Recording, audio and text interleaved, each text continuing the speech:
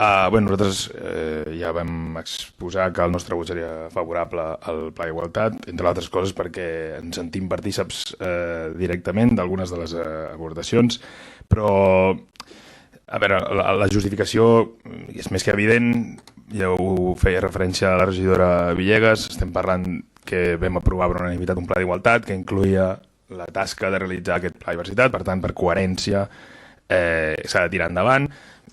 La regidora ha exposat molt bé el que implica en termes de drets de les persones i per tant també per aquest motiu també el tirem endavant, però a la vegada ens agradaria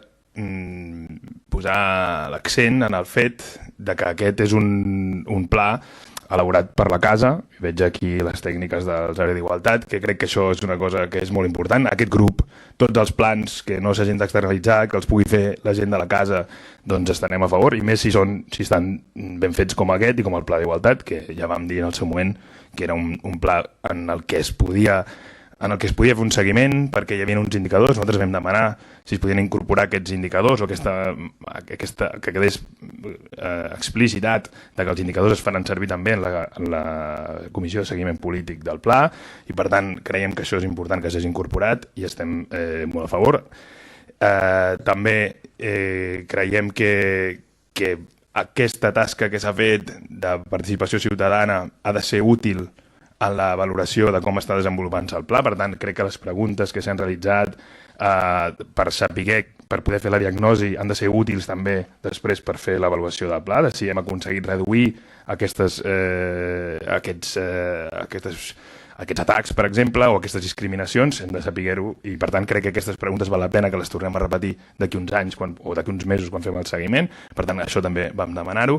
Ara bé, també és veritat que nosaltres la nostra definició de sexe no coincideix amb la que es presenta al pla. El pla fa una visió com molt de construcció social del sexe. Nosaltres creiem que la definició ha de ser més física. Creiem que és precisament aquesta diferència o aquesta definició més física el que perpetua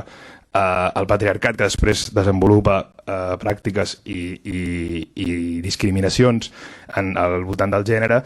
I això ho vam posar de manifest, ho vam explicar a la regidora, vam dir que no coincidia la nostra definició amb la que es presenta al pla, que això ens preocupava per alguns aspectes que la regidora després em va aclarir, com era el que tenia a veure amb els vestuaris, les instal·lacions esportives, també el que fa la formació al voltant d'aquest concepte del sexe com una construcció social, quan nosaltres creiem que és una qüestió biològica, però no és suficient com per no tirar endavant un pla com aquest, que és necessari, que és imprescindible i que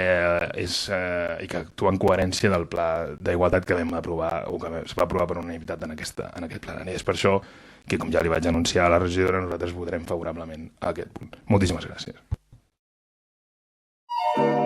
Granollers Primàries.